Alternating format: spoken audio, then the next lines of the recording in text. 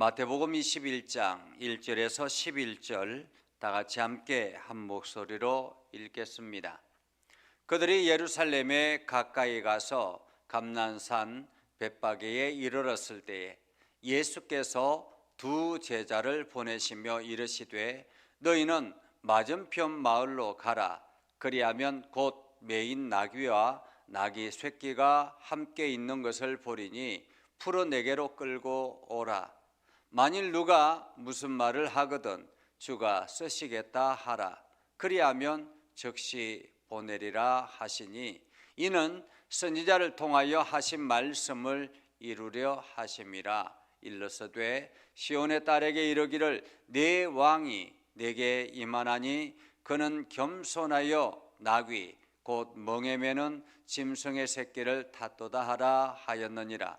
제자들이 가서 예수께서 명하신 대로 하여 나귀와 나귀 새끼를 끌고 와서 자기들의 겉옷을 그 위에 얹으매 예수께서 그 위에 타시니 무리의 대다수는 그들의 겉옷을 길에 펴고 다른 이들은 나뭇가지를 베어 길에 펴고 앞에서 가고 뒤에서 따르는 무리가 소리 높여 이르되 호산나 다윗의 자손이여 찬송하리로다. 주의 이름으로 오시는 이여 가장 높은 곳에서 호산나 하더라.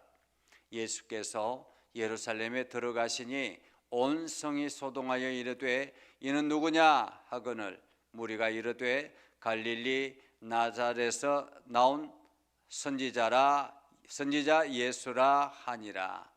아멘. 오늘도 하나님의 은혜가 여러분의 삶 가운데 가득하기를 바랍니다. 오늘도 하나님의 영광이 주님의 이름으로 드러나기를 주님의 이름으로 축복합니다. 마태복음에 보면 21장부터 27장까지 장장 많은 기간 동안 이 내용이 마지막 예수님의 마지막 일주일을 기록한 내용이라 그렇게 말할 수가 있겠습니다. 그래서 종려주일로부터 시작해서 마지막 한 주간이 이 마태복음 21장부터 27장까지 내용들로 채워졌다 이렇게 말할 수가 있겠습니다. 예수님께서 여리고에서 맹인 두 사람을 만나고 예수님께서 그 눈을 뜨게 하시는 장면을 보았죠. 그리고 난 다음에 예루살렘으로 올라가셨습니다. 저희 부부가 다른 목사님 부부와 함께 지난번 성지순례를 갔을 때 그때도 여전히 이스라엘과 이란과 전쟁이 계속 있었습니다. 그래서 로켓포를 쏘고 양쪽에서 이게 폭격을 가하기 때문에 여행을 제대로 할 수가 없었죠. 그러나 그 틈바구니 속에서 저희가 예루살렘 성 주변을 돈 적이 있습니다. 성 안은 들어갈 수가 없었고 통제가 되어서 들어갈 수가 없었고 이제 성 주변, 성 옆에 성곽을 이렇게 쭉 걸어서 한 바퀴를 도는 그러한 과정이었습니다. 그 성 주변을 이렇게 돌면서 우리가 바라봤던 것이 오늘 성경에 나오는 벳바게 언덕과 그리고 시온산과 이러한 쪽을 쭉 이렇게 해서 돌아보았습니다. 이 벳바게 언덕은 예루살렘 성전에서 바로 건너편에 서 있는 그러한 언덕입니다. 아주 높지 않은 그러한 조그마한 나지막한 그러한 언덕이죠. 예루살렘에서 곧바로 볼 수 있는 그러한 작은 언덕이라 이렇게 말할 수 있겠습니다.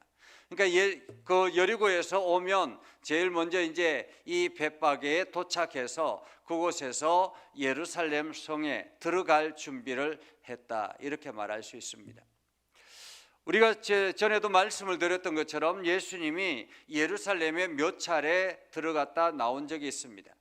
몇 차례 들어갔다 나올 때는 특별히 이렇게 예루살렘 들어가는 어떤 여러 가지 준비물이 없었습니다. 그냥 조용히 아무도 모르게 들어갔다가 나왔던 거죠.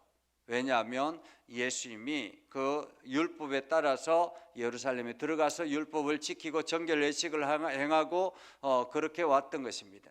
그런데 이제는 예수님이 마지막 순환의 그 한 주간을 보내기 위해서, 어쩌면 예수님께서 마지막으로 이제 하나님께서 하나님의 예정된 시간이 마지막이다라고 예수님에게 사인을 주었던 것 같습니다. 그래서 예수님께서 이번 예루살렘 행보는 보통 여느 때와 다를 것이다. 내가 제사장들과 서기관들과 많은 유대인들에게 잡혀서 고난을 당하고, 그리고 이방인에게 넘겨주고, 그리고 이방인들이 나를 조롱하고 나를 결국에는 십자가에 내어 줄 것이다. 이것을 제자들에게 수도 없이 말씀을 하셨습니다. 그럼에도 불구하고 제자들은 여전히 예수님의 그 말씀은 그냥 한 귀로 듣고 한 귀로 흘리는 그러한 상황이었죠. 왜냐하면 제자들은 지금 예수님이 예루살렘에 올라가면 이 많은 무리들과 함께 예루살렘을 정복할 그러한 꿈에 부풀려 있었기 때문에 그렇습니다. 자, 그렇게 해서 예수님께서 마지막 예루살렘 행을 향해서 걸어가는 과정이라 이렇게 말할 수 있습니다. 예수님께서 마지막 예루살렘을 향해서 갈 때에, 오늘 성경은 이렇게 말합니다. 그들이 예루살렘에 가까이 가서 감람산 벳박에 이르렀을 때 예수께서 두 제자를 보내시며 이르시되 너희는 맞은편 마을로 가라. 그리하면 곧 매인 나귀와 나귀 새끼와 함께 있는 것을 보리니 풀어 내게로 끌고 오라. 이렇게 말씀하셨습니다. 왜 예수님께서 갑자기 뜬금없이 맞은편 마을로 가서 나귀와 나귀 새끼를 함께 풀어오라라고 말씀하셨을까? 물론 다른 성경에는 나귀 새끼만 끌고 오라 그렇게 말씀을 하셨습니다. 이 나귀와 나귀 새끼를 함께 끌고 오라라고 왜 그러셨을까라는 거죠. 왜냐하면 당시에 그 왕이나 혹은 전쟁에 나갔다가 돌아오는 군대가 승리해서 개선가를 부르며 들어올 때에 많은 사람들이 이 예루살렘 성은 보통 말을 타고 가지 않는데 이게 말을 타고 그대로 행진하는 거예요. 성 안으로 행진하면 많은 사람들이 종려가지를 들고 환영하는 그러한 환영의 식을 하는 것입니다.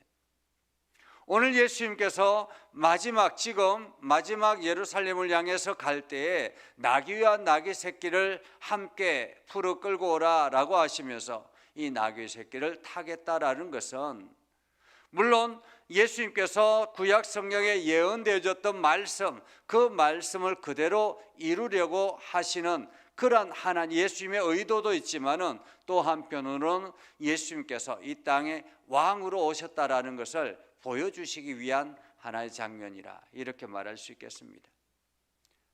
그래서 맞은편 마을로 가서 나귀와 나귀 새끼를 함께 끌고 오느라.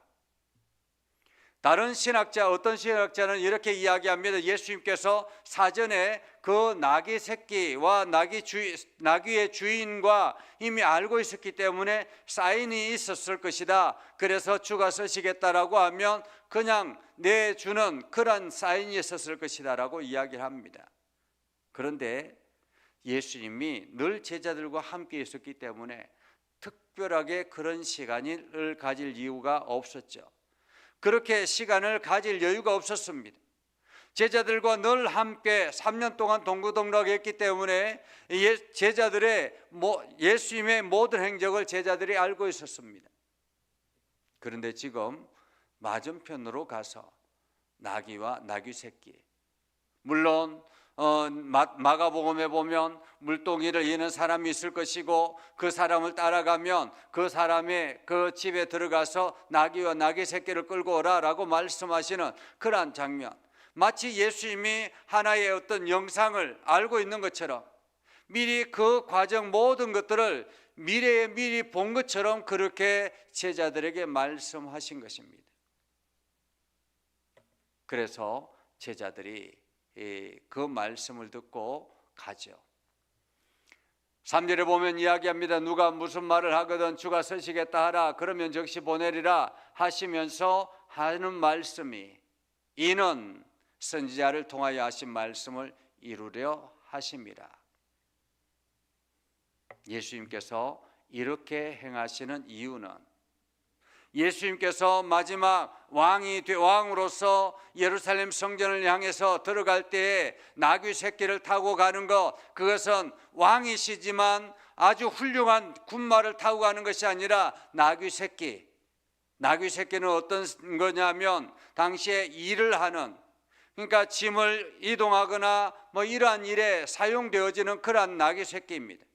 덩치가 크지 않기 때문에 사람들이 타지 아니하고 그냥 조랑말같이 아주 조그마하기 때문에 그냥 짐을 이동하는 데 사용되어지는 그러한, 지금으로 말하면 승용차다 이렇게 말할 수가 있겠습니다. 그런데 그 승용차에 지금 예수님이 타고 가시겠다고 말하는 거죠. 선지자를 통하여 말씀을 이루려 하심이라. 시온에 따라 이르기를 내 왕이 내게 임하나니 그는 겸손하여 나귀 곧 멍에 매는 짐승의 새끼를 탔도다. 스가랴서 9장 9절에 나오는 말씀입니다. 이 스가랴는 예수님이 오시기 600년 전에 활동했던 선지자입니다. 그때에 하나님께서 선지자를 통해서 말씀하시는 예언의 말씀입니다. 장차 이렇게 시온에 따라 이르기를 장차 내 왕이 내게 임하나니, 여기서 내 왕은 이스라엘의 왕입니다. 그 이스라엘 왕이 이스라엘에게 임하나니 그는 겸손하여 나귀 곧 멍에 매는 짐승의 새끼를 탔도다. 그래서 제자들이 예수님의 말씀을 듣고 예수님이 명하시는 대로 그 맞은편 마을로 갔습니다. 그리고는 정말로 그렇게 물동이를 이는 여인을 만나게 되었고, 그 따라가니까 나귀와 나귀 새끼가 있었고, 그 주인에게 주가 쓰시겠다, 이 나귀 새끼를 끌고 가려고 합니다 라고 하니까 그 주인이 기꺼이 내어 주었습니다. 그래서 새끼를 끌고 와서 자기들의 겉옷을 그 위에 얹고 예수님이 그 위에 타셨습니다. 여러분, 얼마나 우스꽝스럽겠습니까? 아주 조그만 나귀 새끼를 예수님이 타고 있는 것입니다. 인류의 왕으로 오신 주님께서 볼품없는 그런 모습으로 오셨다라는 것입니다. 사람들은 크고 화려한 것을 좋아합니다. 뭔가 폼이 나는 것을 좋아합니다. 그래서 우리가 전셋집에 살더라도 승용차는 외제차 이렇게 타야 되겠다 이렇게 생각을 합니다. 외제차가 아니더라도 최소한 좋은 차는 타야 되겠다. 그래서 소형차 이러한 것들은 많은 사람들이 그냥 외면합니다. 폼이 나지 않는다라고. 그런데 예수님은 그렇게 폼 있는 모습이 아니라 아주 나귀 새끼 볼품없는 보잘것없는 그러한 모습으로 예루살렘 성 안으로 들어가셨습니다. 그것도 인류를 대신해서 속죄 제물이 되기 위해서 말입니다. 어쩌면 마지막 가는 길이기 때문에 더 화려하게, 더 풍성하게, 당당하게 나아갈 수 있었을 텐데 예수님은 그 마지막을 그렇게 초라하게 예루살렘 성 안으로 들어가셨다는 것입니다. 우리는 외형적인 모습이 중요한 것이 아닙니다. 드러나는 것이, 보여지는 것이 중요한 것이 아닙니다. 내 안에 무엇이 있는가, 내가 지금 무엇을 바라보고 있는가, 내가 어떤 사명을 가지고 걸어가는가, 내가 걸어가는 그 발자취 속에 하나님의 역사하심이 과연 있는가, 이것이 더 중요하겠죠.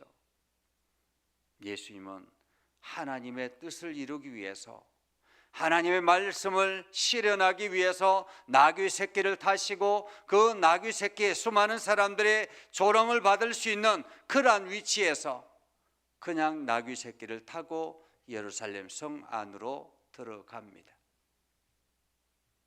여러분 한번 상상해 보십시오. 나귀 새끼를 타고 가는 예수님, 그리고 제자들이 그 위에 자기의 겉옷을 벗어서 마치 나귀 새끼의 그 안장에 씌우고 예수님을 그 위에 탑니다.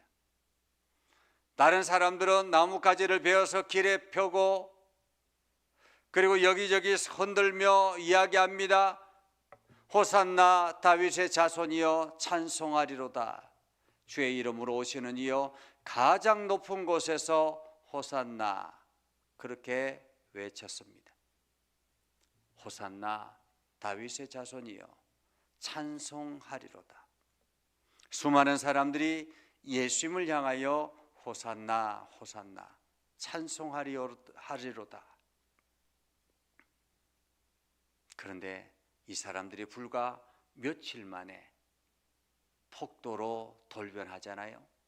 예수님을 배신하고 십자가에 못 박으라고 돌을 던지면서 침을 뱉으면서 그렇게 몰아가는 그러한 모습입니다.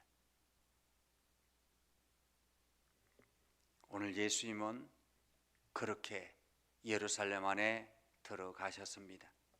예수님이 예루살렘 안에 들어가시자 온 성이 소동하여 누구냐라고 하자 무리들이 갈릴리 나사렛에서 온 선지자 예수라. 이미 예수님은 많은 유대 사회에서 유명인이 되어 있었습니다. 많은 사람들이 예수님을 기억했고 나사렛에서 일어나는 그 모든 일들을 기억했던 것입니다. 그래서 이 사람이 바로 그 사람이다라고 이야기를 하는 거죠. 오늘 우리는 이 말씀을 보면서 우리는 과연 어떤 삶을 추구하고 내가 무엇을 원하는가를 생각해야 합니다. 예수님은 철저하게 하나님의 말씀을 이루는데, 실천하는데 가장 앞장섰던 사람입니다.